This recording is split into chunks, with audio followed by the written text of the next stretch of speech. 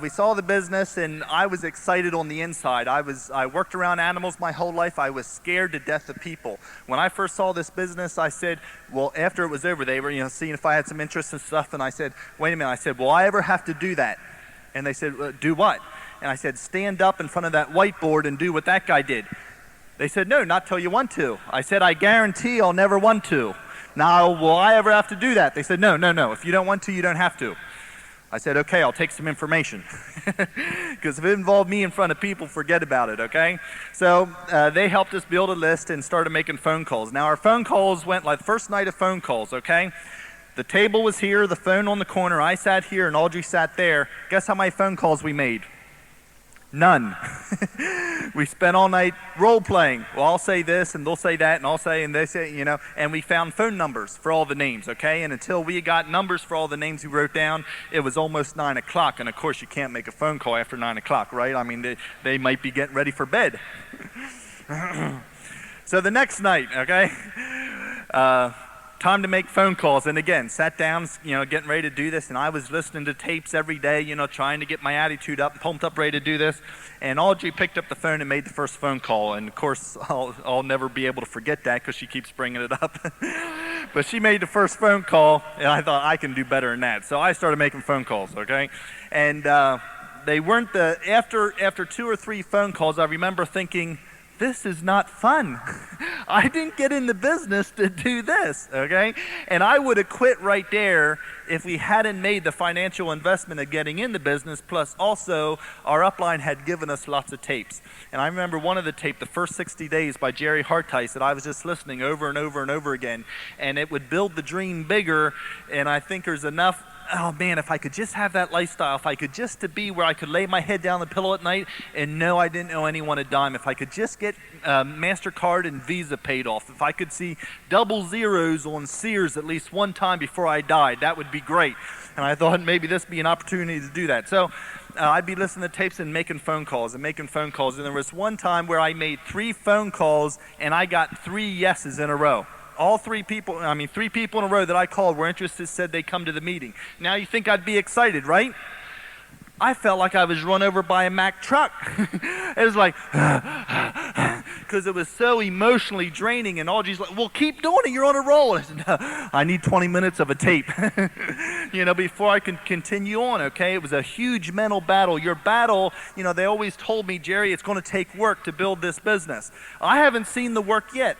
The work I was used to, okay? I was used to the manual work, but the work this took was up here, getting my thinking straight, realizing that, hey, I'm as important as the next person out there. So our double-wide trailer we had when we got in the business had a full basement underneath. And this basement was kind of like my area, okay? This is where all my old coveralls and boots went, all the old tools that you didn't want to throw away. Everything went down there. The things you were going to organize someday went down in the basement. And for 5 years of being married, Audrey was on my case. Honey, you need to get that basement cleaned up. I would be totally embarrassed if anyone walked in our basement and saw how hideous that looked. You need to get that cleaned up. And I'd get started, and I get about a quarter of the way across, and then I get sidetracked with something else until I get back started again. That part was dirty again, okay? This is for 5 years, until we got in this business. Then, after supper, when it came time to make phone calls, I'd say, honey, I would be totally embarrassed if anyone walked in our basement and saw how that looked. I need to get that basement cleaned up. I mean, we're going to... We're going to have people over here looking at the business and playing, wonder if one of them wanders down into the basement. That would be terrible. I need to get this cleaned up, okay? I'd offer to do the dishes, okay? Honey, I'll do the dishes, okay? You need anything, I'll run to the store, anything to get out of making phone calls, okay? Now, it always works like this. When you start doing it, it's never as bad as what you make it up to be. Whenever I started making the phone calls, it wasn't that bad. I think no big deal, okay? Yeah, you win some, you lose some, you get some yeses, nos, it doesn't matter. But when you're not doing them, you make it into this big mental block, okay? Has anyone here ever done what I did? And that was make 100 phone calls in a night. 100 phone calls in a night, and never touch the phone. Oh, you did? Okay. I'm in home ground then. I would do that night after night. I'd go to bed totally beat up and exhausted because I had made so many phone calls, but I never actually picked up the phone. Okay? I'm sure you all experienced, Audrey would say, honey, why don't you call Dave? Dave would be good at this. I'm thinking, not Dave, he owns his own business, he's sharp, he's successful. Don't make me call Dave. And he's, honey, I think you ought to call Dave. Yeah. It's a good idea. Yeah, I'll call him tonight, okay? And we eat supper and this, and I get busy, with the kids and playing there and doing odds and ends, and I'm thinking, I'll wait till 7:30. That way he's for sure done with supper, and, all the 7:30, he's probably watching the news. I'll wait till the news is, okay? I'll get him right before he goes, and I keep putting it off. I'm beating myself up all night. I got to call Dave, okay? And you put it off, and finally it's like 9:30, 10 o'clock. I can't call him now. I'll call him tomorrow morning before he goes to work, okay? And you crawl into bed, and the question's coming. Right, guys? You know it's coming. And you hop into bed, and it's like, oh, honey, did you call Dave? And, of course, you say, oh, how did I forget? Oh, shucks. I'll have to do it tomorrow night. And I realized it was a lot easier to make the phone calls and get the no physically than to make them over and over and over and over again and get them mentally, okay? Do you know your success rate on the people you do not call is 0? You will sponsor 0% of the people you do not call, okay? If you make the call, you at least got a chance, right? And so I made a commitment to my wife. I said, honey, if you have a name and a number on a paper when I get home from work, if you have on the paper the name and the number, I will call that person. Now, once I told her, it was in stone, okay? It's like she didn't forget.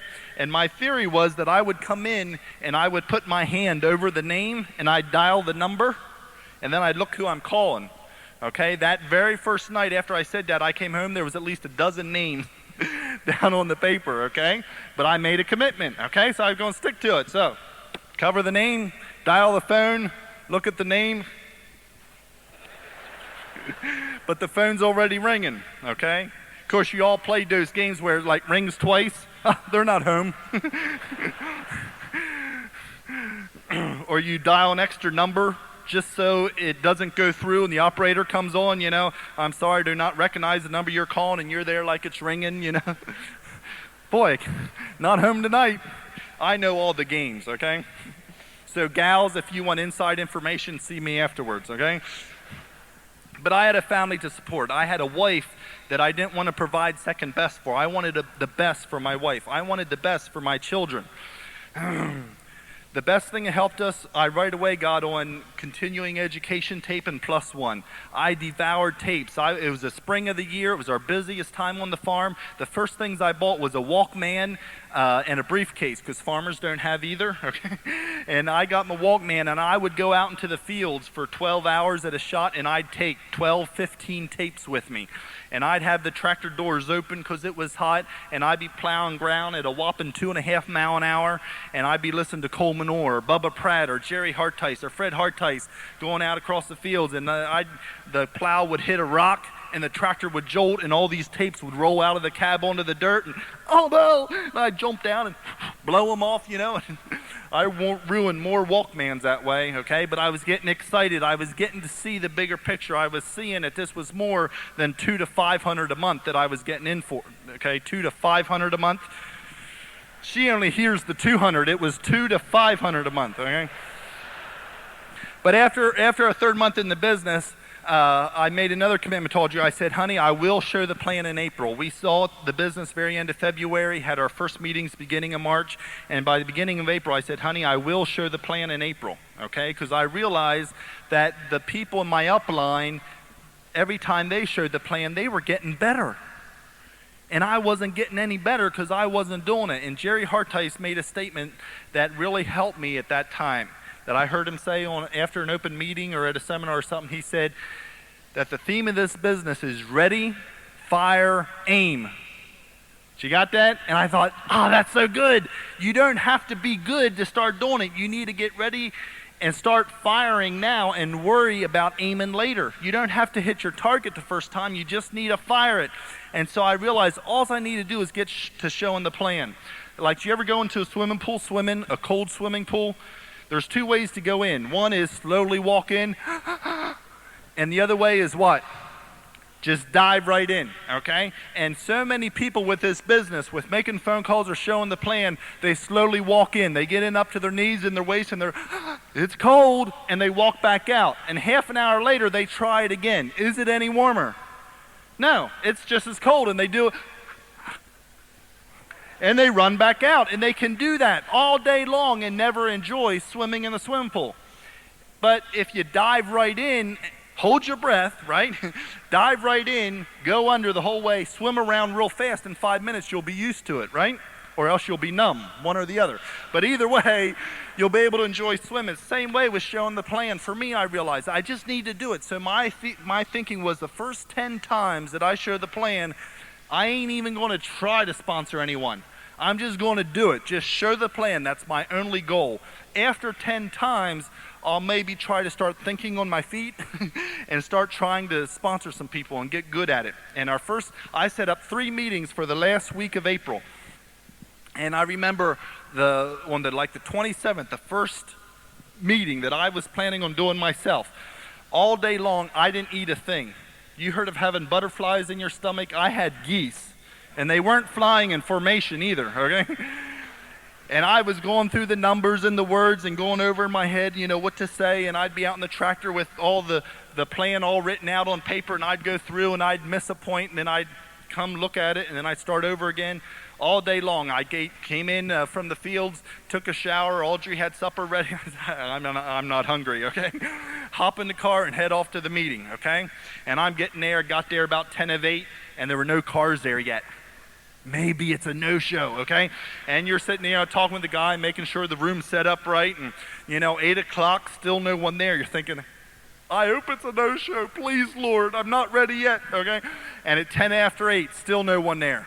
And you're breathing a little easier. At 8:30, of course, the guy I'm doing the meeting for, he had no idea what was going on in here, okay?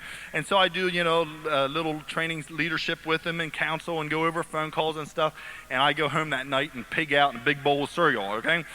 The next night, I had another meeting planned, okay? Same thing, didn't eat a thing all day. Went to the meeting, no cars there, okay? I'm thinking, 8 o'clock, still no one there. Maybe it's another no-show. Wouldn't that be awesome, okay? 10 after 8, this guy's little brother, was in the other part of the house, comes in the room and shuts the door, and I'm like, what was that? It's my little brother. Oh, does he want to see the plan? No. Oh, good, okay. 8:30 comes, still no one there. Another no-show, okay? Survived again. But driving home that night, I was upset. I thought if there had been some people who showed up, it would not have mattered how bad my plan was. I would have felt good because I had done it. Now I still got to go through the same torture again. See, it was like walking in the pool halfway and walking out again.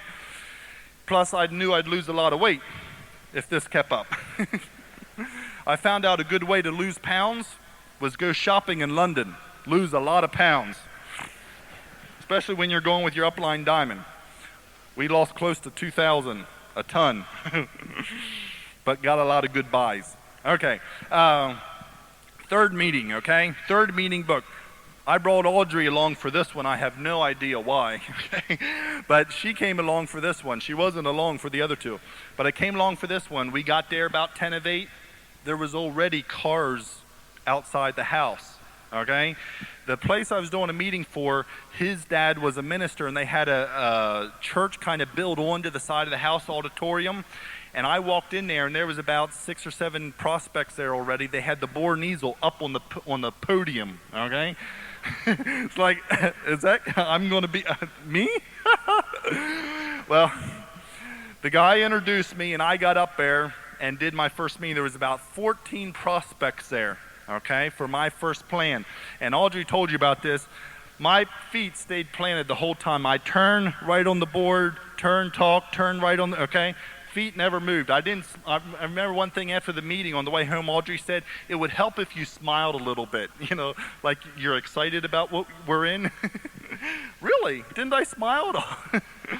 But I was sweating up a storm, okay? And just, I could not think at all. The only thing that came out were things that were thoroughly memorized. In 14 minutes, I was done, okay? Everything, profiles, okay? You know what to do, everything done, 14 minutes, okay? But I had done it. I had done it. I had shown my first plan. Guess what? We sponsored 3 people from that meeting. 3 people got in from that first meeting.